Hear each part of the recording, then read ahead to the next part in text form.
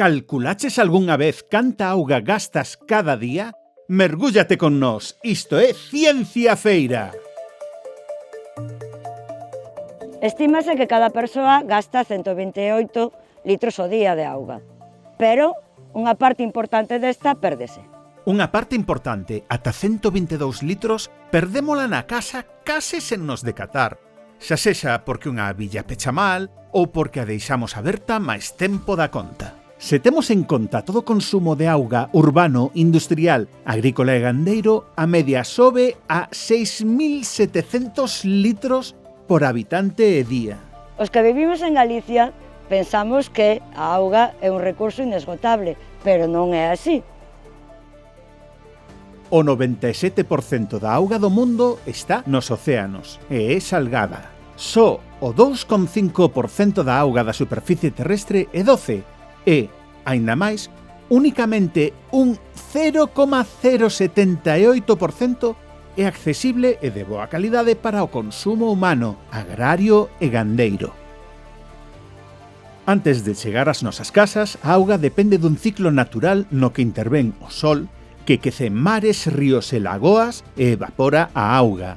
A auga condensada forma nubes e cae de novo en forma de chuvia. Trátase dun sistema perfecto que mantén o equilibrio do planeta. Con todo, o equilibrio neste intre de historia é delicado e está comprometido.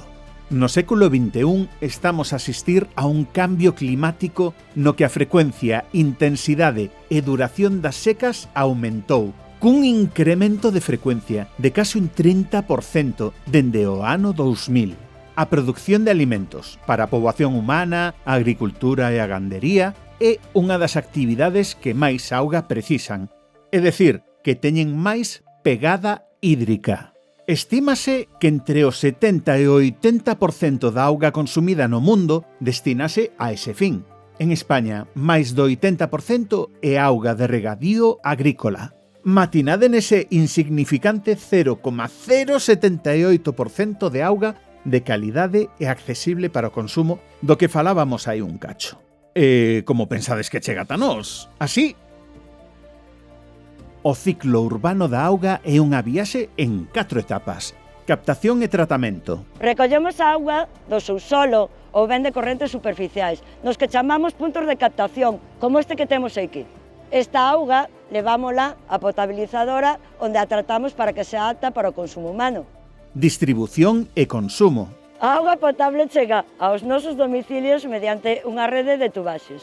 O dereito á auga é un dereito universal, recoñecido por Nacións Unidas, e un dos obxectivos de desenvolvemento sostible. Rede de saneamento. Despois de usar a auga na casa, vaise por desaugue e recóllese na rede de saneamento. Esta rede de saneamento trae a auga dos fogares e a auga da chuvia das calles á depuradora. O saneamento de augas evita moitas doenzas graves, como o cólera, a hepatite A ou a disentería. Depuración.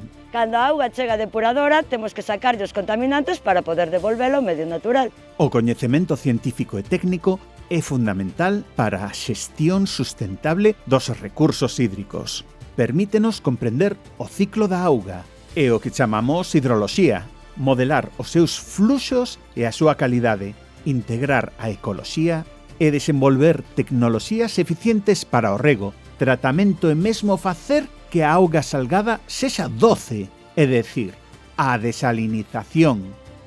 A ciencia axúdanos a poñer en marcha políticas que garantan a auga para nós e para as persoas que virán e tamén para a saúde do planeta. Cada unha de nós pode poñer da súa parte. Móllate pola auga e lémbrate, pecha a billa.